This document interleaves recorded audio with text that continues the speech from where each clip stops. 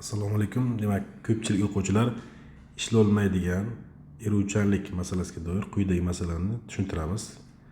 Masala shartiga ko'ra 120 gram magniy sulfatning to'yingan eritmasiga 2,4 gram quruq magniy sulfat qo'shilibdi.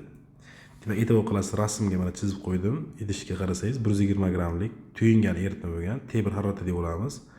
Ichiga x gram tuz bor. Endi tuz qo'shgandan keyin bu to'yingan eritmaga erimaydi odatda, bilamizki.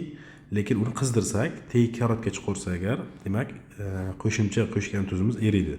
Boshlang'ich haroratgacha sovitilganda 4,8 gram magniy sulfat 4 ta suv cho'kmaga tushdi.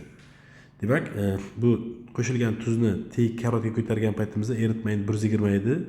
122,4 gram bo'ladi. Bu o'ta to'yingan eritma. Bu yerda endi tuz x gram deb olgan bo'lsak, birinchi idishda, ikkinchi idishda qizdirgan paytda x plus 2,4 gram tuz bo'ladi ichida, e'tibor qilsak agar. Va dastlabki eritma konsentratsiyasi qanday bo'lgan deyapti. Demak, temperaturani pasaytiramiz, qaytadan dastlabki tebir haroratga olib kelamiz. Yana oldingi eritmani foizi qanaqa bo'lsa, tebir haroratda, teg haroratda ham xuddi shunday bo'ladi. Uni foizi.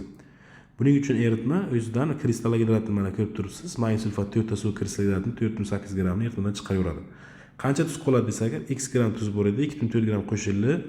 Magniy sulfat 4 ta suv tarkibidagi kristallar gidratdagi tuz deb olamiz. 192 ga 120, 4,8 ga 3 gram deb olamiz.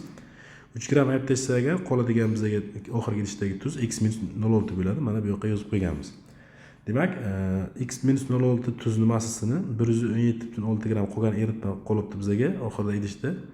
Cho'kmani ayab tashsa agar, mana shu foizni beradi urishni. Dastlabki eritmada esa x gram tuz bor edi, 120 gram yetmaydi. Uni ham bo'lsak, dastlabki eritma foiz kelib chiqadi.